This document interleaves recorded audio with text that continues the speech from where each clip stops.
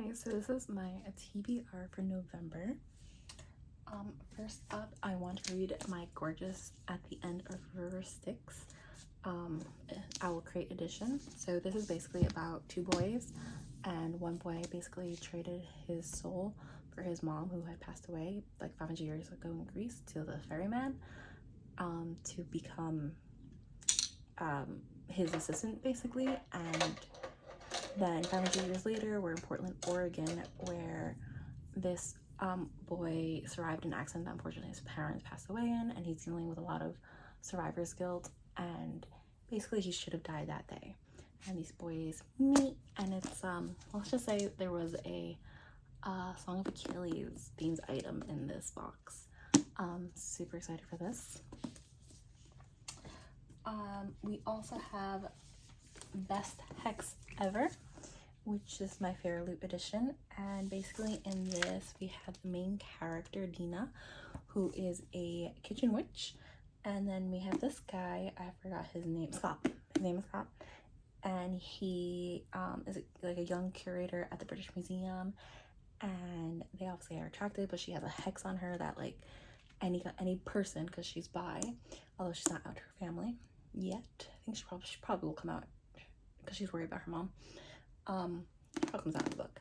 And so any person who, like, as soon as it's a serious relationship, it goes bad, like they get injured. So she's trying to stay away from him, even though there's some obvious attraction, and he's like really cool, like, you know, he's really into, like, so she's half Lebanese, no, Moroccan, sorry, half Moroccan, so it has a lot of like that charms around, and he's very knowledgeable and like actually wants is really nice, because it's kind of like reimagining the British Museum if it were in a nicer a nicer world, where he's like he has like a whole exhibit about different amulets and magic charms around the world, and it's supposed to go around the world and it would leave things back.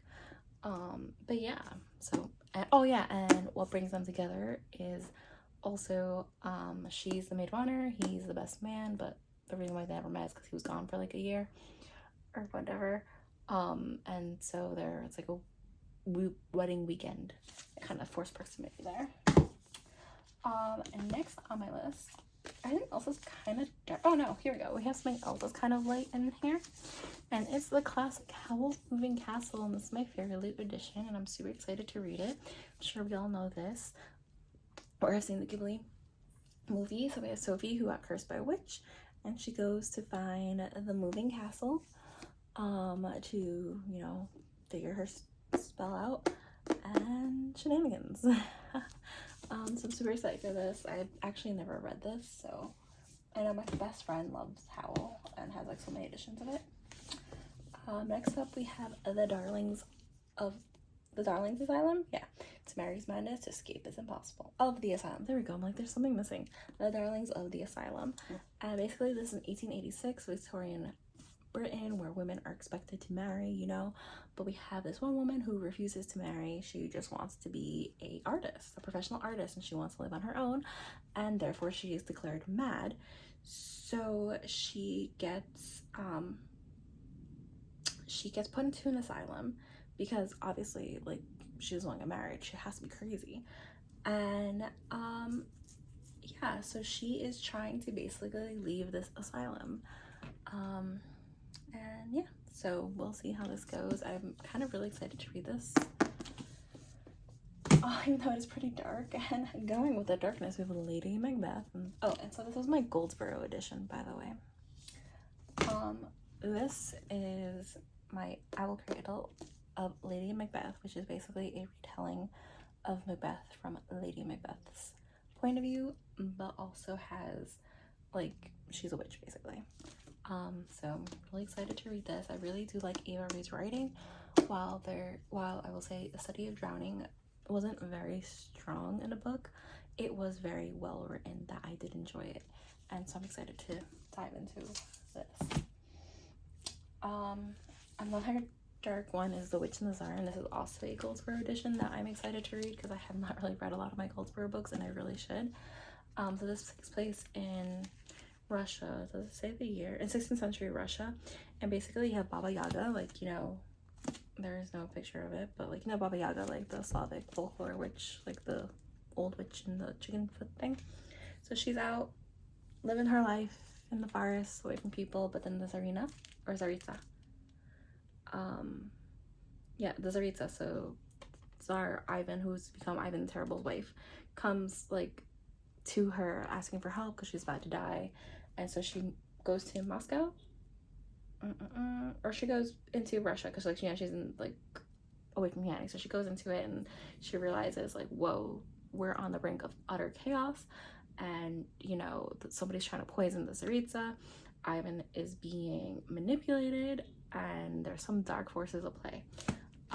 It just seems very winter vibesy. I don't know why, so that's why I've been kind of saving this for winter, even though it's currently 67 degrees out. And I know winter doesn't start till December. I know, but still. Another one I'm trying to read is Monsters Made and Born. Born and Made, sorry, and this is my bookish box edition. I don't really remember. I think this place takes place in like a world that's very aquatic, and we have, it's kind of like Hunger Games thrown, like Battle Royale style, where we have the main character who's trying to survive, because yeah, they live in the island, and so the main girl realizes like the only way she can afford medicine for her chronically ill little sister is to enroll in these games, and she basically cheats her way in, and like other people who have been who are in the games have been literally training their whole lives, and she hasn't, and she's like, you know, lower cased. So yeah, so I'm interested to see this. I've heard mixed reviews and I kind of really want to see it for myself. And then finally, these seem just very November ones, and one is Lumicrate and the other one's Fairy Loot, I believe, and they came in like the same month, and it was just very strange because they're both like fairy tales. So it's the Forest Grimm, where there was a book of fortunes, yeah, that was like helped like this village, but then someone used it for evil, and then the book was taken away. And years later, bad things are happening to the village, and they're like, oh, we need to get the book back. And so the main character her and her friends go into the forest to go retrieve the book back, and I'm assuming a lot of like fairy tale things occur because, again, it's called the Forest Grimm. And then we have After the Forest, which this one, look at the picture, it's so funny. So basically it's like 20 years after The Witch in the Gingerbread House. Greta and Hans are struggling to get by. I think it says like Hans is deeply in debt from gambling. The countryside lies in ruin. So Greta has the witch's grimoire, and she's been baking the gingerbread and selling it, but it's like super addictive gingerbread, and people are starting to get suspicious, especially like, oh, where did these people come from? And yeah, dark magic is returning, Greta's magic, and this she still doesn't understand. And yeah, so we'll see what happens in this one, but it's so random. But oh, and finally I forgot what this is called. Oh, Bookshops and Bone Dust. This is the broken binding, and I have not actually taken this out, and I will take it out when I finally get down to read it. But it's like another cozy fantasy, low stakes fantasy. I think it's supposed to be a prequel to Legends and Lattes, and her name is Viv, right? I think her name is Viv, the ogre. And it's like basically takes place before she decided to settle down and open a coffee shop. I'm assuming there's a bookshop. Probably not hers, since she's still in her adventure mode. But yeah, I really have no idea what else this book is about. Obviously, I love the first book, so I had to get the prequel. I don't know if there's gonna be any more, and I had the broken binding edition, so I was lucky I was able to snag a broken binding edition of this, which is why it's so cutely wrapped. But yeah, so I have 1, 2, let me see if I can put them all. I have 1, 2, 3, 4. I thought I broke my 5. So yeah, 6, 7, 8.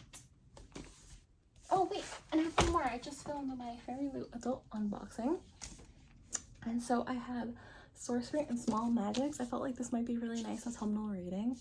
And I think it basically has to do with these two guys who, like, sorcerer and his longtime nemesis, who have to team up together. They're like literally stuck together, I think, because of some kind of spell. And they have to go into a forest and try to figure out how to undo this spell. And I'm pretty sure they end up falling in love, because that's how these books go. Okay, so I forgot I had this one. So I do have another nicer book. So nicer, softer. 1, 2, 3, 4, 5, 6, 7, 8, 9. 11.